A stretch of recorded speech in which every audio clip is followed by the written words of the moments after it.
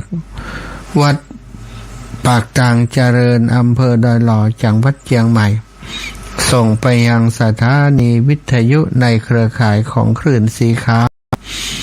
ในช่วงบ่าย 15 นาฬิกาถึง 17 นาฬิกาหลายๆสถานี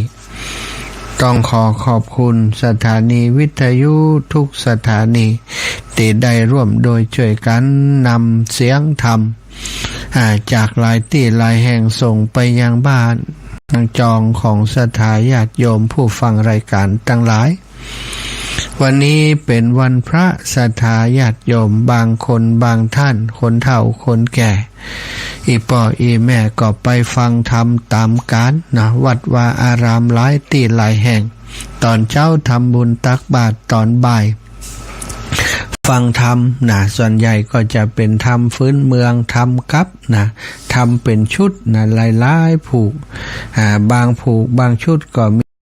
14-15ผูกเนาะสถาก็ว่ากันไปเนาะสถาญาติโยมทั้งหลายแต่ละวัดแต่ละวาก็อาจจะบ่เหมือนกันเนาะแต่ละที่ละแห่งก็อาจจะบ่เหมือนกันนะแต่โดยส่วนใหญ่แล้วทุกวันพระจะมีการฟังธรรมนะโดยเฉพาะทางชนบทนะบ้านทางบ้านนอกของเฮาก็มักจะเป็นอย่างนั้นตอนบ่ายก็ไปฟังธรรม จึงเป็นเหตุที่ว่าวันนี้ผู้จัดรายการท่านอาจารย์เสน่ห์กาหลงบ่สามารถจะจัดรายการได้ด้วยเหตุผลนี้เองเนาะวันนี้ที่วัดของเปิ้นคนเฒ่าคนแก่ไปวัดก็ไปฟังธรรมนั่นแหละท่านอาจารย์เป็นสมภารเจ้าอาวาสก็จำเป็นที่จะต้องทำหน้าที่ เทศธรรมให้ครูบาอาจารย์ทั้งหลายได้รับฟังนะสถาญาติโยมเนาะก็เป็นเรื่องที่เข้าใจกันได้ ท่านอาจารย์แจ้งมาในกลุ่มไลน์ของสถานีวิทยุบอกว่าวันนี้วันพระลา1 ชั่วโมงครับนะเวลาบ่าย 3ครับนะเวลาบ่าย 3 โมงนี่เปิดลา4 โมงนี่ถ้าจะตันเนาะอาตมาก็จะเข้ารายการจัดรายการให้ท่านอาจารย์เสน่ห์กาหลงสัก1 ชั่วโมงหลังจากนั้นถ้าเปิดตันก็จะก็สัญญาณจากท่านอาจารย์เสน่ห์กาหลงต่อไปเนาะศรัทธาทั้งหลายเอาละเนาะศรัทธาพบปะกันแล้ววันนี้ก็จะได้นำสิ่งละอันพันละน้อยมาอุจามาแบ่งปันกับศรัทธาอีพ่ออีแม่ทั้งหลายคนเฮาปัจจุบันนี้มีเรื่องราวต่างๆที่ทำให้เฮาต้องมีปัญหามีความทุกข์มีความลำบากในชีวิตหลายอย่างหลายประการด้วยกันศรัทธาอันว่าความทุกข์นั้นเกิดมาเป็นมนุษย์เกิดมาเป็นคนแล้วบ่มีไผที่จะหลุดพ้นจากความทุกข์ไปได้ความทุกข์ก็มีหลายอย่างหลายประการอย่างในเพลงเปิ้นว่าทุกข์108 ทุกข์108ปันเก้าประการมีสปะ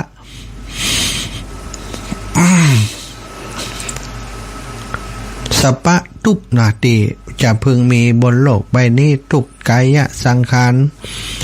เจ็บปวดหัวตัวร้อน ปวดหัวตัวร้อนโรคภัยไข้เจ็บต่างๆ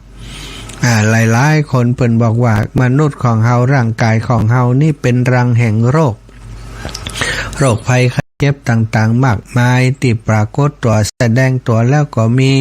ที่ยังบ่แสดงตัวกำเถื่อก็มีเนาะศรัทธาทุกคนจะเป็นเหมือนกันหมดจะหนุ่มจะแก่เฒ่าชราแก่ชราหรือว่าหนุ่มน้อยทัลกาเด็กน้อยก็ล้วนแต่ว่าร่างกายนี่ก็จะต้องเผชิญกับสิ่งที่เย็นบางเถื่อก็หนาวล่ำไปบางเถื่อก็ร้อนล่ำไปนี่ศรัทธาร่างกายของมนุษย์คนเฮาก็มักจะเผชิญกับภัยธรรมชาติต่างอยู่เสมอเจ็บปวดเดี๋ยวก็มีดบาดมีดจับค้อนตกใส่ไม้ตกใส่พเลิดพลังเจ็บหัวเข่าแข้งขานี่ก็เป็นความเจ็บทั้งหลายเราต่างๆเหล่านี้ก็ทำให้เฮามีทุกข์ความเจ็บความปวดทำให้เฮาเกิด ความทุกข์ทุกข์กายก็เป็นส่วนหนึ่งทุกข์กายอย่างเช่นความเจ็บปวดต่างๆที่เราเผชิญเราประสบโอ้ยมันเจ็บโอ้ยมันเจ็บหัวเข่าแข้งขามีแผลมีบาดเจ็บที่แผลนะจะแผลเล็กแผลน้อยก็เจ็บเหมือนกันเจ็บอาจจะต่างกันตรงที่ว่าถ้าเป็นแผลใหญ่ก็เจ็บนักปวดนักอย่างนี้เป็นต้นเนาะศรัทธาอันนี้คือความเจ็บปวดทางร่างกาย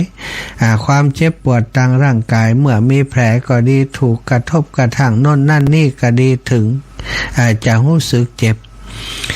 แต่ความเจ็บใจบางครั้งบางทีมันบ่มีบาดแผลนะศรัทธาบ่มีบาดมีแผลอย่างแต่มันเจ็บมันปวดมัน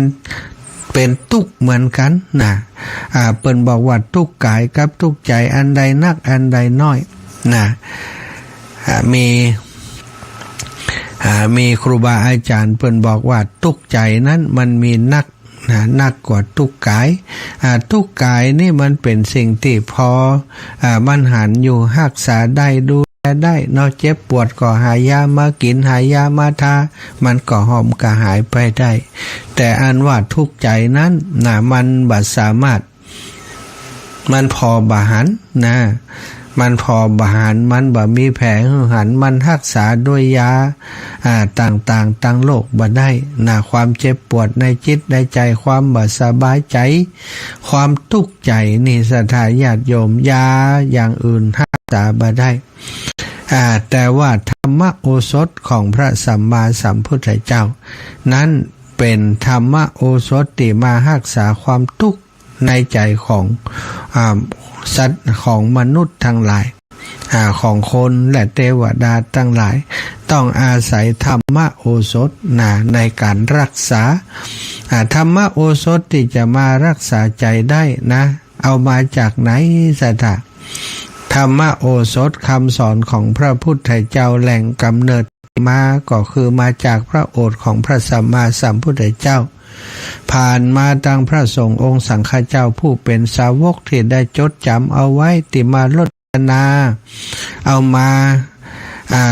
แต้มเอามาเขียนสมัยก่อนนี่จำกันเอาแต่ระยะหลังมาเปิดมีการสังฆายนาพระธรรมวินัยตั้งแต่พระพุทธองค์ของเฮาปรินิพพานก็มีการสังฆายนาเรื่อยมาหลายๆครั้งศรัทธาต่อมาสังฆายนาแรกๆนั้นเปิ่นก็อาศัยมุขปาฐะปากต่อปากจำกันไปอาจารย์คนนี้จำเรื่องนี้อาจารย์คนนี้จำเรื่องนี้แล้วก็ไปสอนลูกศิษย์ลูกหาให้จำบทต่างๆที่มีในพระไตรปิฎกไปปิฎกปัจจุบันนี้มี45เล่มศรัทธาก็บัดน้อยทีเดียวที่เปิ้นจำกันแต่บ่ได้จำทั้งหมดจำสูตรนี้สำนักนี้ก็จำสูตรนี้ต่อมาวิวัฒนาการมันเจริญขึ้นแล้วก็การจดจำนั้นมันมีความเสี่ยงพระสงฆ์องค์สังฆเจ้าถ้ามรณภาพไปสิ่งที่จำไว้ก็สูญหายไปลูกศิษย์ลูกหาที่ท่องที่จดจำนั้นถ้าตายไปก็สูญหายไปมีความเสี่ยงสูงต่อมาเปิ้นก็เลยหาวิธีการว่าเนี่ยอย่างใด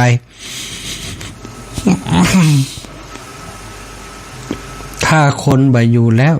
ครูบาอาจารย์ที่ทรงจำพระธรรมวินัยพระไตรปิฎกไปอยู่คำสอนนั้นหรือว่าพระธรรมนั้นยังคงอยู่ก็คือการจดขีดแต้มเขียนไว้บันทึกไว้นั่นเองการบันทึกทีแรกก็บันทึกใส่อย่างหลายๆอย่างเนาะศรัทธาเขียนลงก้อนหินเขียนลงในใบลานอย่างต่างๆแล้วก็เก็บรักษาไว้ป้ากันเขียนหลายๆชุดนะศรัทธาเก็บไว้ที่หันเก็บไว้ที่นี่ซึ่งก็เอามาสอบทานกันได้ข้อความเนื้อหาต่างตรงกันไหมเหมือนกันไหม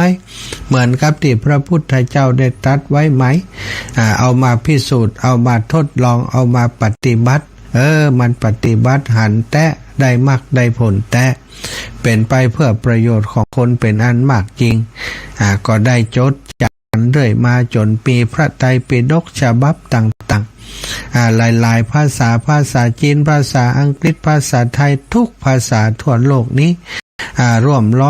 100 กว่าภาษาที่เปิ่นบันทึกจดจานไว้จดจานพระไตรปิฎกไว้เอาเป็นทรัพย์สมบัติของโลกนี่คือธรรมโอสถของพระพุทธเจ้าซะนะธรรมะนี่มันเป็นยาชโลมใจยาที่มารักษาจิตใจของคนเพราะจิตใจของคนมันมีความทุกข์มาเบียดเบียนอยู่ตลอดเวลาความทุกข์ต่างๆถ้าเฮาคิดเป็นถ้าเฮาเข้าใจปัญญาตามหลักธรรมของพุทธเจ้าความทุกข์มันก็จะลดเบาบางลงลดลงไปหายลงไปมันเกิดขึ้นมาก็สามารถดับได้เอายาเอาธรรมโอสถมาชโลมมารักษามาเยียวยาได้เปิ้นบอกว่าคิดเป็นก็คือคิดโดยใช้ปัญญาที่เกิดจากธรรมเช่นคิดว่าชีวิตของคนเฮานี้มันมีความเจ็บป่วยเมื่อยไข้เป็นธรรมดามันมีความทุกข์เป็นธรรมดาบางครั้งมันก็ต้องร้องไห้เป็นธรรมดามีโศกมีเศร้ามีทุกข์มีสุขมีสมหวังมีผิดหวังบ่มีไผ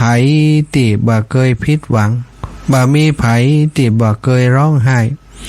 คิดว่าคนอื่นเขาก็มีปัญหามีทุกข์เหมือนกันการร้องไห้ในบางครั้งก็ใช่ว่าจะเป็นเรื่องแปลกประหลาดอย่างในเมื่อเฮาเกิดมาทุกคนนี่ก็อูแว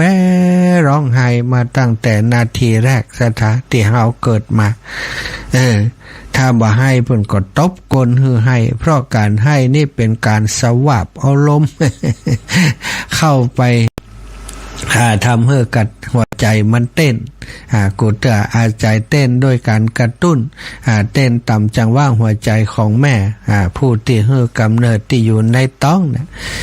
กินอาหารก็ผ่านสายรกของแม่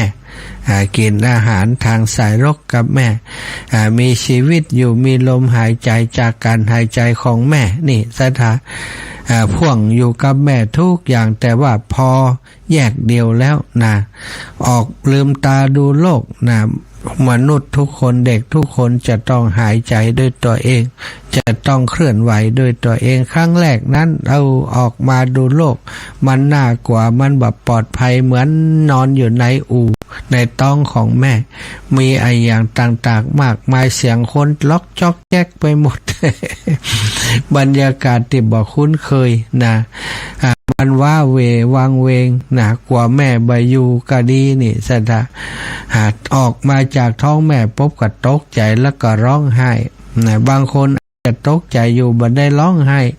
คุณหมอติดทำคลอดก็ติ้วขาขึ้นไปเงี่ยงหัวลงมาเพื่อจะเอาน้ำคร่ำอะไรอย่างติดปากติดอย่างออก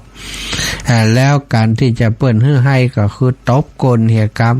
ำ น้องน้อยแว่มาเนาะอันนี้ทายาทโยมเฮาให้ตั้งแต่นาทีแรกที่เกิดมาแล้วการร้องไห้เมื่อแรกเกิดเป็นสัญลักษณ์แสดงให้เห็นว่าชีวิตนี้จะต้องมีการร้องไห้บ้างบางครั้งบางโอกาสถามไผก็ได้ว่าคนบ่เคยร้องไห้คงบ่มีในโลกนี้คนบ่เคยโศกเศร้าก็บ่มีไหนจะมีได้ในที่ไหนคนบ่มีทุกข์มีแต่สุขอยู่ที่ไหน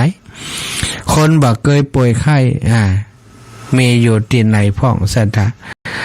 ยากที่จะที่จะพบบ่เคยป่วยเคยไข้เลยนี่แม้แต่พระอรหันตเจ้าองค์สัมมาสัมพุทธเจ้าของเฮาทรงประชวรหลายครั้งในที่มีเรื่องเล่าไว้ว่าพระองค์ทรงประชวรโดยโลกต่างๆในความเป็นจริงก็คือพระองค์ก็เป็นมนุษย์อย่างคนเฮานี่แหละกินอาหารมีการกินมีการขับถ่ายอย่างต่างๆเหมือนหมู่เฮาทุกอย่างทุกประการแต่สิ่งที่บ่เหมือนก็คือจิตใจของพระองค์นั้นเป็นจิตใจที่มีความหลุดพ้นแล้วเป็นพระอรหันต์สัพพัญญูสัมมาสัมพุทธเจ้าเป็นผู้รู้ชอบด้วยพระองค์เองจึงแตกต่างจากหมู่เฮาท่านเจ้าทั้งหลาย ฉะนั้นศรัทธาญาติโยมอีป่ออีแม่ตั้งหลายเฮาจะต้องตระหนักอยู่ตลอดเวลาว่าชีวิตของคนเฮาแม้มันจะมีความทุกข์มีความลำบากมีความร้องห่มร้องไห้เสียใจบ้างนะก็ถือว่าเป็นเรื่องธรรมดาแต่เฮาก็ต้องเข้าใจที่มาที่ไปทำไมเฮาถึงให้ทำไมเฮาถึงมีความทุกข์นี่เปิ้นบอกว่าพระอรหันต์นี่จะบ่ให้นะศรัทธาบ่ให้บ่ไข้หัวบ่แสดงกิริยาอาการอย่างต่างๆเวลาดีใจกระโดดโลดเต้นเวลามีสิ่งอะไรอย่างมากระทบนะก็บ่ได้เดือดร้อนอะไรอย่างแม้แต่คนจะมาฆ่ามาบุบมาตีพระอรหันต์ก็บ่ได้มีความที่จะเสียดายชีวิตหรือว่าจะไปโกรธไปแค้นคนที่ทำต่อเปิ้นมีแต่ความเมตตาทำไมเป็นดังนั้นเพราะเปิ้นเข้าใจว่าชีวิตของเฮานี่ร่างกายของเฮานี่ประกอบด้วยธาตุสี่ไปธาตุตั้งสี่ทางนั้นประกอบประชุมกันมนุษย์ก็ดีสัตว์ต่างๆก็ดีมนุษย์ด้วยกันก็ดีมนุษย์กับสัตว์ก็ดีบัดแตกต่างกันในเรื่องของสสารมวลสารที่ก่อตัวเป็นมนุษย์แต่สิ่งที่แตกต่างกันคือแต่ละคนภัยอบรมจิตใจได้นักกว่ากันส่วนที่เป็นจิตคือส่วนที่จะควบคุมร่างกายทั้งหมดนั่นแหละภัยควบคุมจิตได้นักกว่ากันภัยปฏิบัติได้กว่ากันคนนั้นก็จะอยู่เหนือความทุกข์ของที่มันเกิดขึ้นกับตัวเองคิดเวลาต่างๆบางครั้งบางทีมีปัญหาในชีวิตศรัทธาญาติโยมเฮาจะต้องโอกาสเวลามันทำงานของมันพ่องบางเตื่อความทุกข์บางอย่างที่มันเกิดขึ้นเนี่ยมันเหมือนกับมันบ่มีทางออกเลยมืด8ด้านนะแต่ว่าพอเวลามันผ่านไปปัญหาต่างๆมันก็คลี่คลายไปตามสถานการณ์อย่างเรื่องบอกว่าจะเป็นเรื่องยังเนาะแม้กระทั่งเรื่องของการบ้านการเมืองที่เฮาฟังข่าวดูข่าวทุกวันนี้มีเหตุการณ์เกิดขึ้นที่หั่น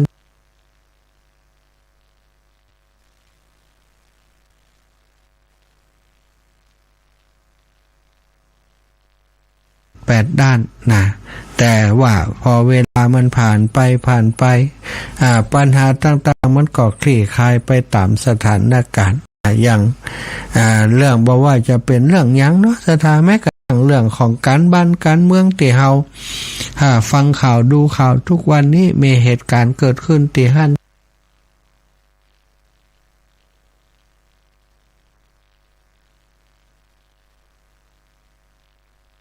8ด้านแต่ว่าพอเวลามันผ่านไปปัญหาต่างๆมันก็คลี่คลายไปตามสถานการณ์อย่างเรื่องบอกว่าจะเป็นเรื่องยังเนาะสถานแม้กระทั่งเรื่องของการบ้านการเมืองที่เฮาฟังข่าวดูข่าวทุกวันนี้มีเหตุการณ์เกิดขึ้นที่หั่น8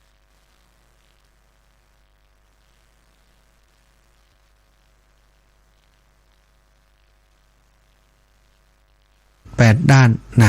แต่ว่าพอเวลามันผ่านไปปัญหาต่างๆมันก็คลายไปตามสถานการณ์อย่างเรื่องบอกว่าจะเป็นเรื่องยังเนาะสถานแม้กระทั่งเรื่องของการบ้านการเมืองที่เฮาฟังข่าวดูข่าวทุกวันนี้มีเหตุการณ์เกิดขึ้นที่หั่น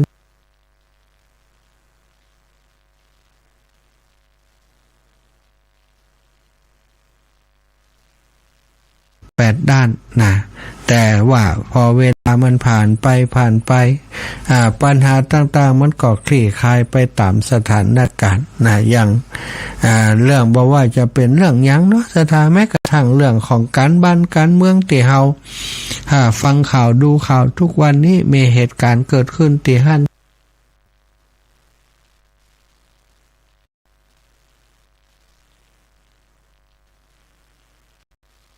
8ด้านแต่ว่าพอเวลามันผ่านไปปัญหาต่างๆมันก็คลี่คลายไปตามสถานการณ์อย่างเรื่องบอกว่าจะเป็นเรื่องยังเนาะสถานแม้กระทั่งเรื่องของการบ้านการเมืองที่เฮาฟังข่าวดูข่าวทุกวันนี้มีเหตุการณ์เกิดขึ้นที่หั่น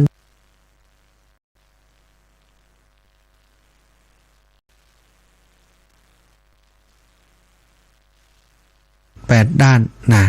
แต่ว่าพอเวลามันผ่านไปปัญหาต่างๆมันก็คลี่คลายไปตามสถานการณ์นะอย่างเรื่องบอกว่าจะเป็นเรื่องนั้นเนาะแม้กระทั่งเรื่องของการบ้านการเมืองที่เฮาฟังข่าวดูข่าวทุกวันนี้มีเหตุการณ์เกิดขึ้นที่หั่น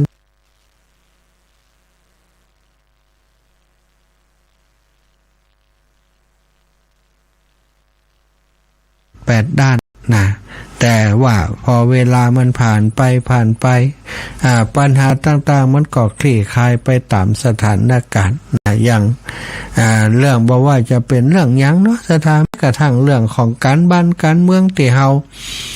ฟังข่าวดูข่าวทุกวันนี้มีเหตุการณ์เกิดขึ้นที่หั่น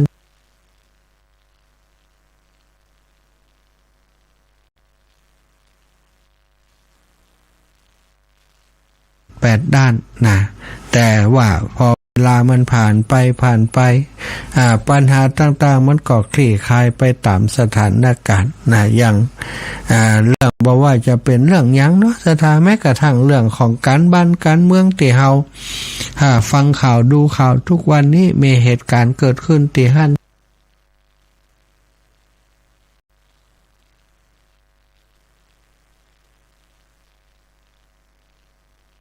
8 ด้านนะแต่ว่าพอเวลามันผ่านไปปัญหาต่างๆมันก็คลี่คลายไปตามสถานการณ์นะอย่างเรื่องบอกว่าจะเป็นเรื่องยังเนาะแม้กระทั่งเรื่องของการบ้านการเมืองที่เฮาฟังข่าวดูข่าวทุกวันนี้มีเหตุการณ์เกิดขึ้นที่หั่น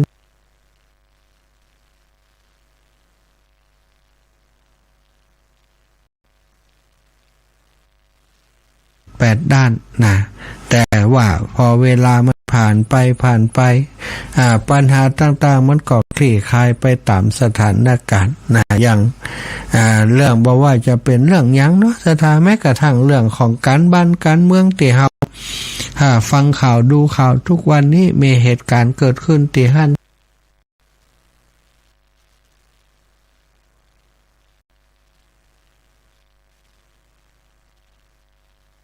8 ด้านนะแต่ว่าพอเวลามันผ่านไปปัญหาต่างๆมันก็คลี่คลายไปตามสถานการณ์นะอย่างเรื่องบอกว่าจะเป็นเรื่องยังเนาะแม้กระทั่งเรื่องของการบ้านการเมืองที่เฮา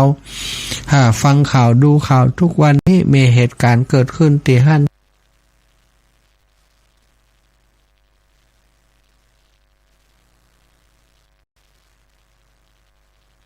8 ด้านนะแต่ว่าพอเวลามันผ่านไปปัญหาต่างๆมันก็คลี่คลายไปตามสถานการณ์นะอย่างเรื่องบอกว่าจะเป็นเรื่องยังเนาะแม้กระทั่งเรื่องของการบ้านการเมืองที่เฮาฟังข่าวดูข่าวทุกวันนี้มีเหตุการณ์เกิดขึ้นที่หั่น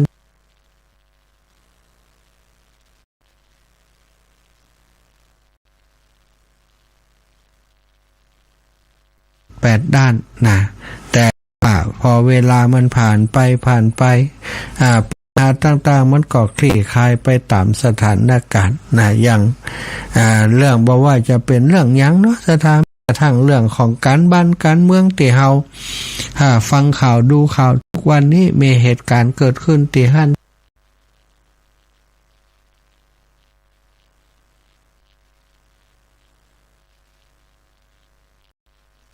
8 ด้านนะแต่ว่าพอเวลามันผ่านไปปัญหาต่างๆมันก็คลี่คลายไปตามสถานการณ์นะอย่างเรื่องบอกว่าจะเป็นเรื่องยังเนาะแม้กระทั่งเรื่องของการบ้านการเมืองที่เฮาฟังข่าวดูข่าวทุกวันนี้มีเหตุการณ์เกิดขึ้นที่หั่น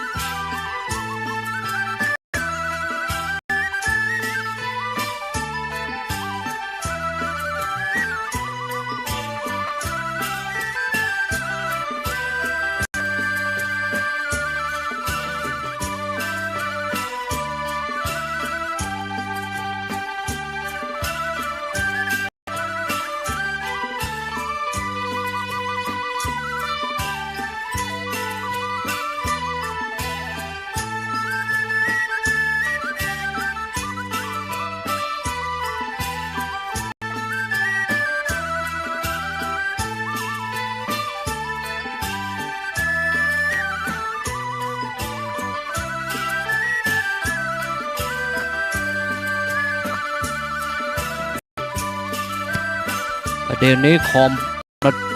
สถานีวัดบรรพตสถิตมันดับไปเด้อครับคอมมันดับไปเนาะขอสุมาตัวเด้อครับขอสุมาตัวข้ามหาจัดรายการประจบสกรรมเนาะคอมมันดับไปเนาะครับคอมในห้องส่งวัดบรรพตสถิตเนาะครับมันดับไปเนาะครับผมลองเกาะแล้วมันโคตรตัวเพลงมากกว่าด้อยครับ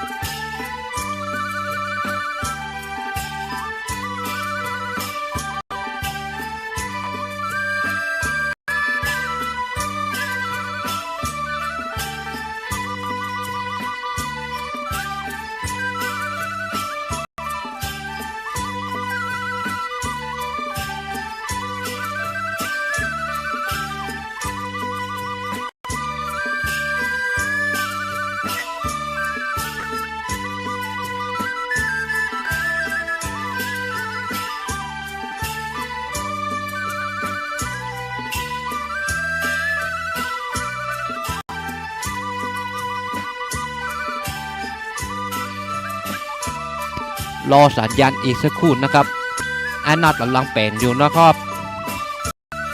อันนัดกำลังแปลงอยู่นะคอมในห้องส่งวัดบรรพตสถิตมันดับไปนะครับกดตัวเพย์ไปได้เลยเคียบคอมเปิ่นต่างปูนเปิ่นดับเนาะอันนัดหลับปางเปิ่นกำลังแปลงอยู่เนาะครับถ้าปัจจัยอันนัดกับพี่แอมเนาะครับ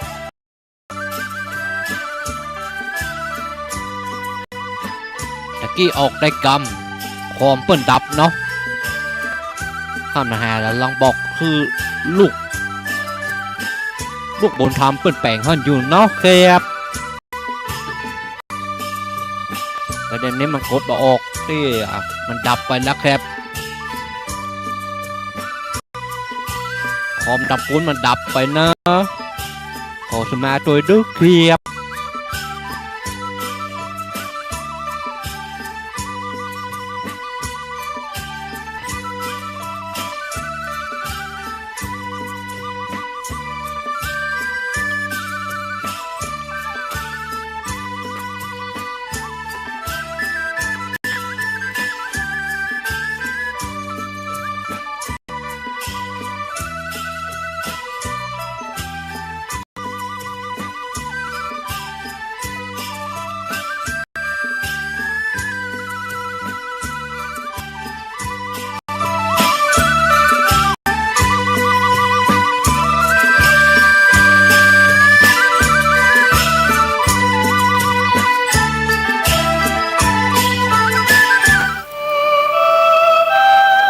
ชีวิตมนุษย์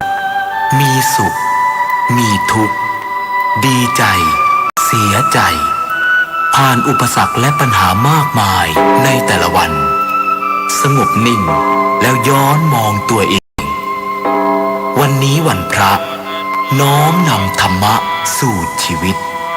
เตือนสติคนไทยทั้งชาติ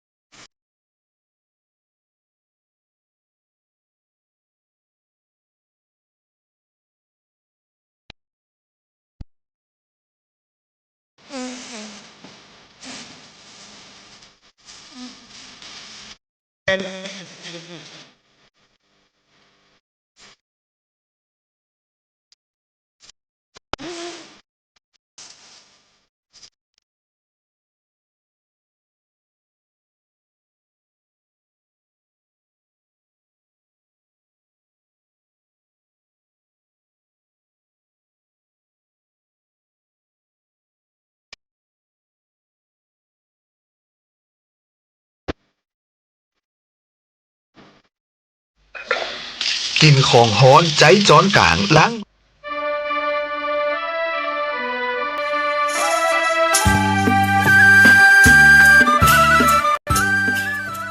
ท่านมาหาแจ้งมาแล้วประเด็นนะครับ อินเทอร์เน็ตที่ปุ่นมีปัญหาแบบอินเทอร์เน็ตที่ปุ่นมีปัญหาเนาะเพิ่นลองแจ้งลูกบ่าวเพิ่นอยู่นอกเทียบอินเทอร์เน็ตที่ปุ่นมีปัญหานอกเทียบรอสัญญาณอีกสักครู่เนาะรอสัญญาณอีกสักครู่เทียบเราจะเปิดเพลงป้าหลวงนานไปก่อนเนาะลองจบเพลงป้าหลวงนานนี่แต่เซ็กพอกำนะเกียบสัญญาณที่บอสปันโทสถิตอินเทอร์เน็ตมีปัญหาเนาะท่านหาแจ้งมาแล้วประเดี๋ยวนะครับก็แจ้งมาแล้วประเดี๋ยวนะครับอินเทอร์เน็ตที่ผมมีปัญหาเนาะรอสัญญาณอีกสักครู่นะครับฟังเพลงป้าหลวงนานอาคมเตสนาไปก่อนเนาะ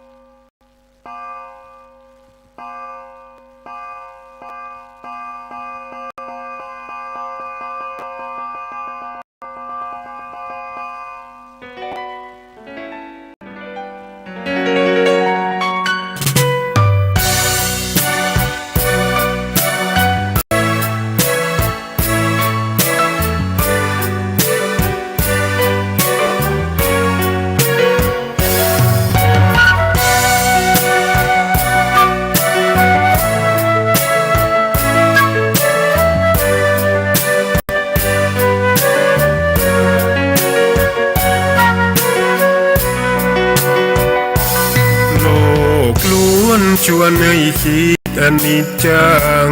ทุกสิ่งไม่ยั่งยืนจีรังย่อมผุพังตามกาลเวลาจะฝืนให้ยั่งยืนจนสิ้นโลกาอย่าได้หวังดังปรารถนาองค์พระพุทธาท่านตรัสสอนไว้เกิดแล้วคงไม่แคล้วต้องชราแก่อาคราวแก่สมปัญญาทั่วภารามีถมไปเจ็บทุกข์ย่อมเวียนวนมีพ้นใครๆสัตว์โลกล้วนรู้แน่แก่ใจเกิดแก่เจ็บตายหลีกไปไม่พ้นใครหลงคิดหลงติดอัตตาว่าใจแจ้งกมลแม้นใครปลงได้คงสุขล้นชีวิตมีมองมนเกิดมาเป็นคนสมบูรณ์ดับหายเพียงร่างกายไว้ชีวาแต่กุศลผลกรรมทำมา ย่อมแปลงค่ากลายเป็นทุนส่งผลให้ทุกคนเวียนวนไม่สูญสุขและทุกข์เป็นไปตามทุนที่พวกคุณได้ก่อทำมา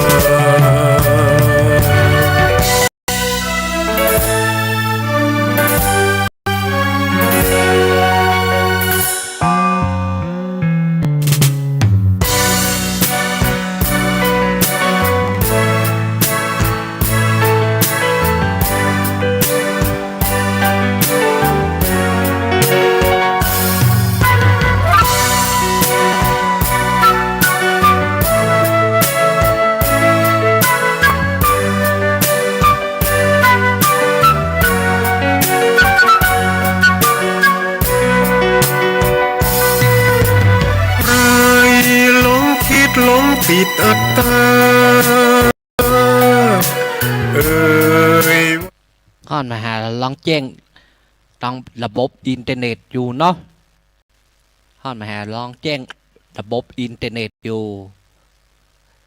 อินเทอร์เน็ตที่ปุ่มมันดับไปเนาะครับก่อนมาหาโทรมาหาผมแล้วประเด็นนะครับรอสัญญาณอีกสักครู่เนาะเปิดลองแจ้งระบบอินเทอร์เน็ตที่วัดปันโพสหิตบนยนต์อยู่เนาะครับ ใจแจ้งกมลแม้นใครปลงได้คงสุขล้นชีวิตมีมองมนเกิดมาเป็นคนสมบูรณ์ดับหายเพียงร่างกายไว้ชีวาแต่กุศลผลกรรมธรรมาย่อมแปลงค่ากลายเป็นทุนส่งผลให้ทุกคนเวียนวนไม่สูญสุขและทุกข์เป็นไปตามทุนที่พวกคุณได้ก่อทำมา